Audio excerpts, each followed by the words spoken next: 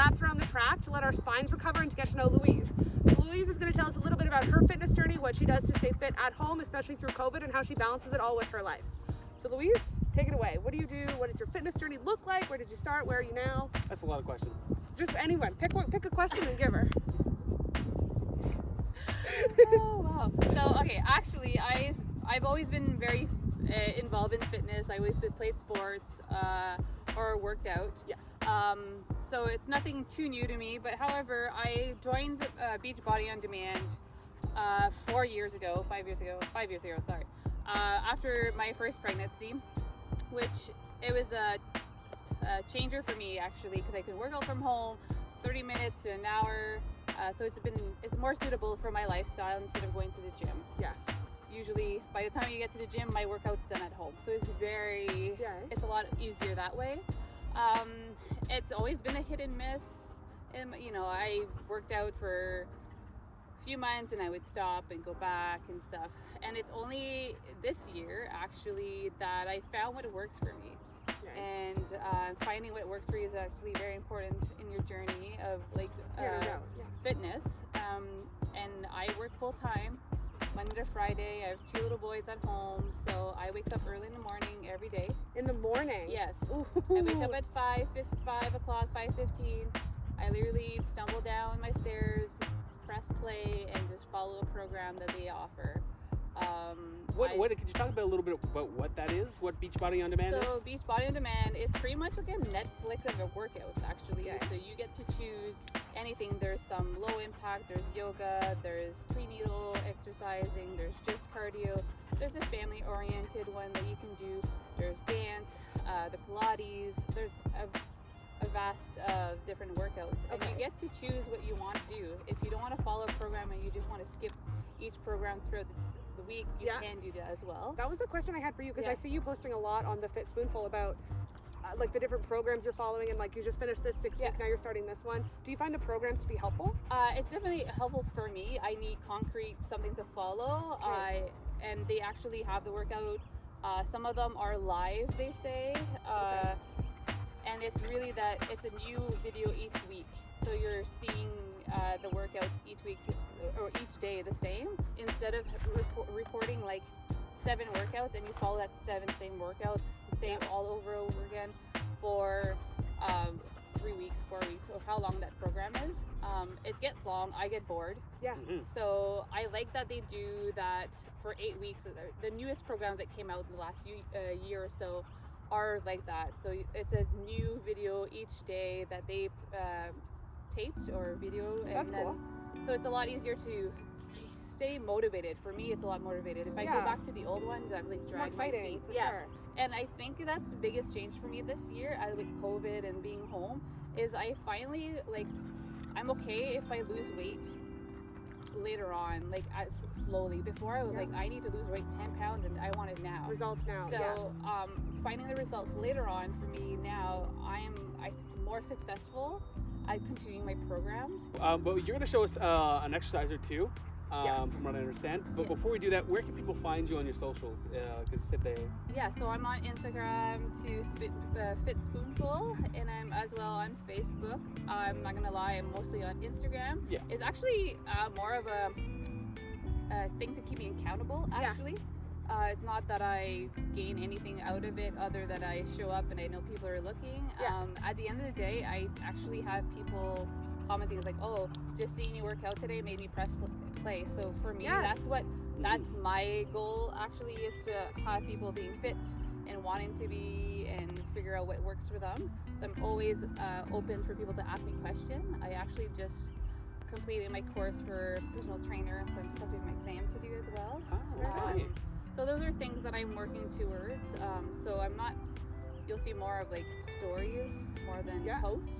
Eventually I want to do more posts, but right now it's keeping accountable, and at the end of the day, if I have one person that pushed play or was active that day, is great. Well, you're going to have 2 people working out today because of you, so there we go. Why don't we set this up and you can show us a couple of moves.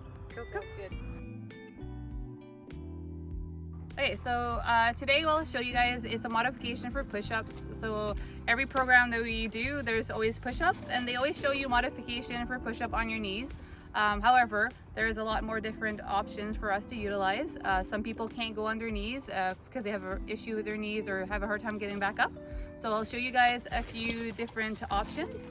So you're just actually changing the elevation of your push-ups. So you're starting higher and then you slowly go down the elevation until you're to the floor.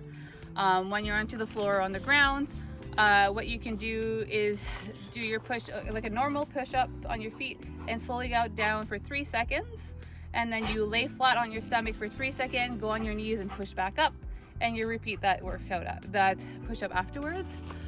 So that's how you get better at it. And then after that, you go back to those modifications that they show us on our knees and push-ups. As well as some people have limitation of range of motion or have pain in a wrist. So I'll show you guys that you can do push-ups with your fist. So you're on your knuckle while you're doing push-ups. Okay. Hands at your like shoulder heights. Okay. And then you can, hi, stop poking me in the arse. Rosie, back That's up. not me, that's Rosie. And then your feet are gonna be like your hip width.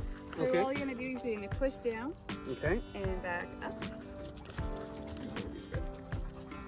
Yeah. So the important thing is that you don't need to go all the way down against the rock. Okay. So if you have limitation with your elbow, you go as far as you can. And push back. So, I like this. It's a lot easier on your body. It feels more like an arm workout than like my whole body's Yeah. struggling to like exist. yeah, so that's, you always concentrate on your core as well, like you're doing a regular. So if I move my feet back, Yeah, so now your angle's a bit different, so it's a lot harder to do. okay. So you go, and then you, there's a lot more balance Oh, and yeah. core work that is required. You always want to make sure that you don't smash your face on the rock either. Alright, so what we're gonna do is, so you're just gonna do like a regular push-ups on your feet, and then you're gonna go slow down 1, 2, 3, like for like 3 seconds, slowing down, Okay. and then you're gonna lay on your stomach and hold it for 3 seconds, and then you're gonna go back up on your knees, Okay. and then go back. So then I don't know that from a regular so push-up you I do can like go. this, Okay. and then you go 1, 2, 3, lay down. Okay. 1, 2, 3, go on your knees, push up, Oh. Okay. and then you go back on your, and then you go down 1, 2, 3, 1, 2, 3 on your knees, and then you push back up. So you're Okay. just, I like that. Just to train you how Yeah. to do push-ups. I feel like the going down slowly Yeah. forces you to be more in control. Yeah, On my your knees. I like that a lot more. It also breaks up the monotony of like doing push-ups by like having like counting and things to focus on, Yeah, and it helps your breathing, I find. and it's actually your range of motion. Like when you're doing like regular push-ups, it's hard to go all the way down because you have to come back right up. Yeah. Right? So it's a lot of training. So I can go like this and I don't need to go all the way down, but then and I would be tired after 4 or 5 regular push-ups. Yeah. So if I do the other way, that you go down, all the way down slowly, down, knees, I can probably do 10 reps, no issue, or even more. So we're gonna do push-ups for people that have a hard time with their wrist, limitation in range of motion or pain. So what we're gonna do, you're actually doing a fist. So you're doing push-ups on your knuckles. I thought these were harder. They are a bit harder in a way because you don't stabilize as much, but you don't need to go all the way down. You go as far as you can, so you can go Okay. on your knees if you want to, or full. But it definitely doesn't put pressure on your wrist because you're like this and you're not twisting. So it's always to make sure that your elbows are like your fists are at your shoulder, and then you go. Should they be aligned with my shoulder here, like back here? Or well, should they be a bit forward? Yeah, so that looks about right. Okay. And you can go wider, and then you go all the way down and up. So it doesn't hurt your wrist that way.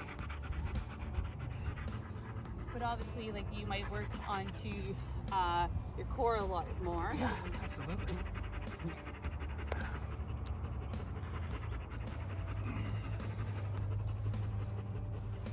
You're right, it doesn't hurt the wrist. It hurts everything else though. And the fingers. All right, Louise, thank you very much for showing us some modified push-ups and for telling us about your journey. It was actually really helpful and useful to me, so appreciate it. We're definitely going to be in touch because I feel like you're going to be a valuable resource. Yeah. For like tips and tricks, but also like when I'm like not vibing it any given day, you can just yell at me. Yes, message me and I'll make sure you put it on. I'll call you out. Just if show I up at my have to. house. Yeah. Fantastic. Yeah, we need some accountability. That's a personal trainer. Show up at your house with a bat. All right, that's it for this episode of Avengers. Tune in for next episode.